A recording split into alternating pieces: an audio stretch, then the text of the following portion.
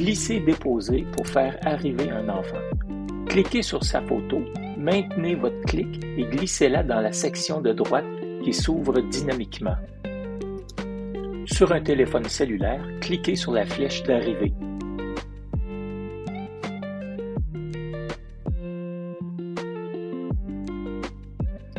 Vous pouvez aussi utiliser le menu de bas de page en cliquant sur la tuile de l'enfant.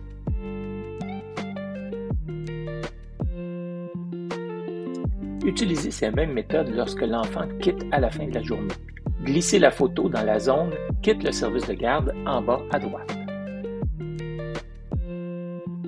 Cliquez sur la tuile d'un enfant pour ouvrir son journal de bord. La première section affiche les photos et vidéos du jour. La ligne de temps permet d'illustrer le déroulement de la journée. Positionnez le curseur sur l'heure désirée.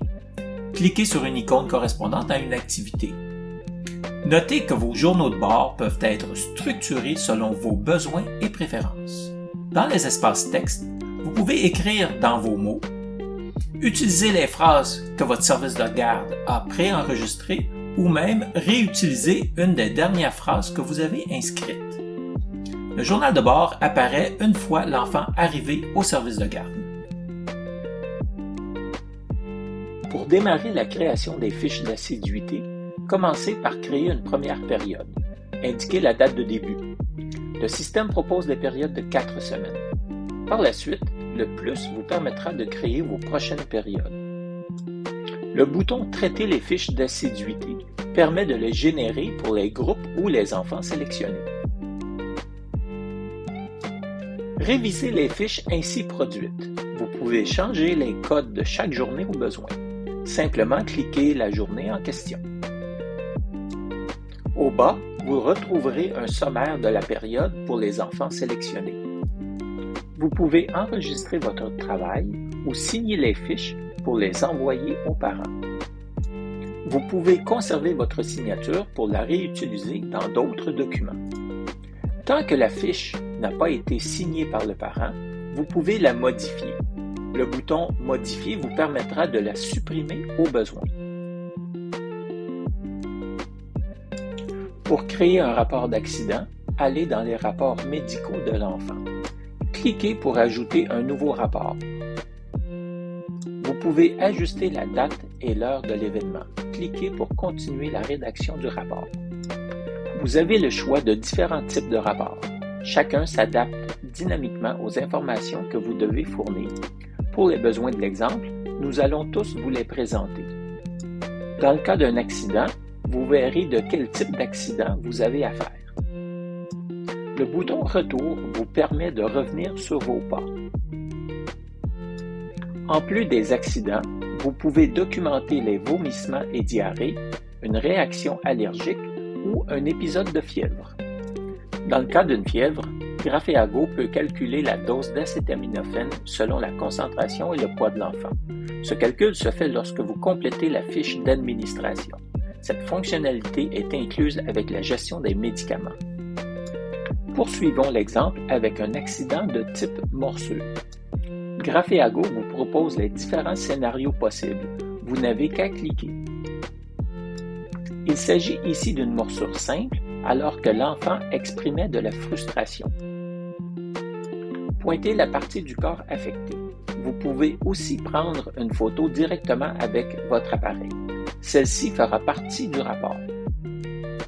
Continuez pour indiquer où l'événement s'est produit. Notez que vous pouvez apporter des précisions dans chaque espace. Spécifiez si un parent a été contacté. Si ce n'est pas nécessaire, on continue. Notez les soins que l'enfant a reçus. Vous pouvez aussi mentionner des témoins au besoin.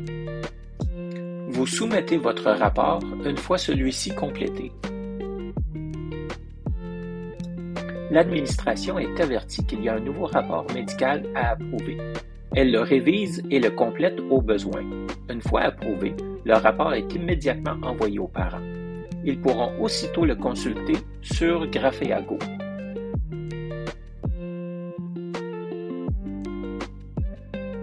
Cliquez sur l'icône de messagerie pour envoyer un message au service de garde. Il sera reçu par les éducatrices qui prennent soin de votre enfant ainsi que par l'administration. Vous pouvez écrire un message qui sera envoyé à une date ultérieure. Composez votre message, puis cliquez sur le cadran pour choisir la date à laquelle vous désirez qu'il soit envoyé. Votre message sera reçu par le service de garde à la date choisie à 6 heures du matin.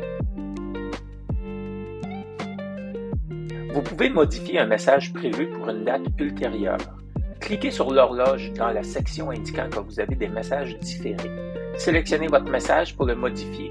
Vous pouvez aussi modifier la date ou le supprimer. Dans GraphéAgo, vous pouvez utiliser la messagerie interne pour créer des conversations entre les employés. Cliquez sur la cloche dans la barre de navigation. Cliquez sur la bulle de messagerie. Vous voyez la messagerie à propos des enfants et vous avez celle des employés à côté.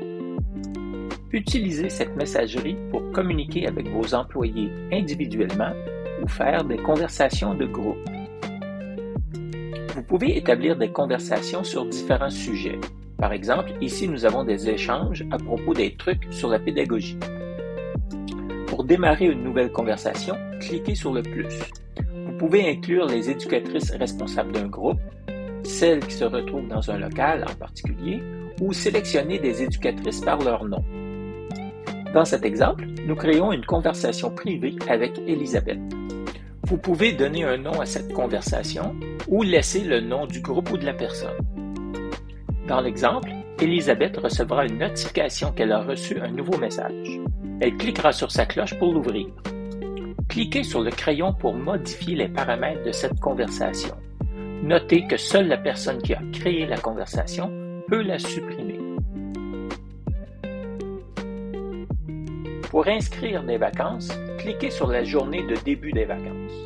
Si elle dure plus d'une journée, indiquez aussi la date de fin. Vous pouvez ajouter un commentaire au besoin.